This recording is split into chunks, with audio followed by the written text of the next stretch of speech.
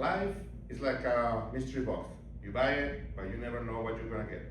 Today I'm gonna tell you about 3 facts or life events about myself that you probably won't believe, but they're true. We're gonna be in touch for 6 weeks, and this is something that you should know so you can know a little bit more about me. First, I'm gonna tell you the time when I almost died when I was a kid. Second, I'm gonna tell you when I decided to jump from an airplane. And third, and finally, I'm gonna tell you how I decided to continue with my education. So let's start with the time when I almost died. When I was a kid, I wasn't the best, neither the most obedient son.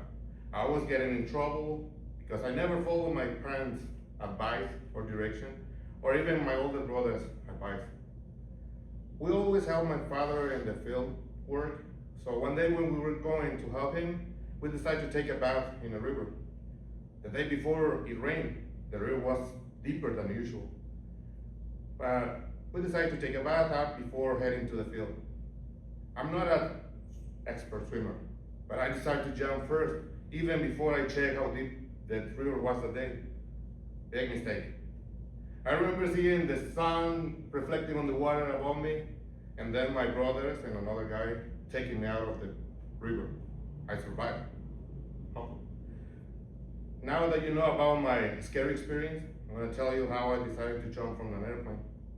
It was 2024, my birthday was coming, and I was looking to do something different, something memorable, something I can share with my family, friends, or even with my grandchildren in the future, someday. I was looking on the internet, and voila, a place where you can jump from an airplane, 13 to 18,000 altitude, skydiving, and I did it. It was awesome, but I want to do it again someday in the future. Now that you know about one of my craziest ideas for birthday, I'm going to tell you how I decided to continue my education. At first, it was like to learn some basic English to keep a conversation going, to order food without the fear that the person behind the register only speaks English. I tried my first time in 2014. I went to Richmond High School in Richmond, California to learn English, but because of my job, I had to drop school. Then I moved to the South, and this time I tried again, and it was different because I can keep going with the school. Then one of my counselors told me about the opportunity to getting my GED, and I did register for it. I got my GED in 2024. Before graduation, one of my counselors told me about the free and non-credit programs at Mount San Antonio College. And I said, why not? Give it a try. What can happen? I remember the first day of college.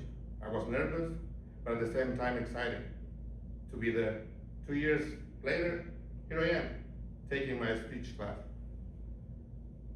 Today I told you about 3 things about myself that you didn't know. First, when I almost died. Second, when I decided to jump from an airplane for my birthday. And finally, how I decided to continue my education. No matter what you get from the mystery box, good or bad, always try to get the best out of it.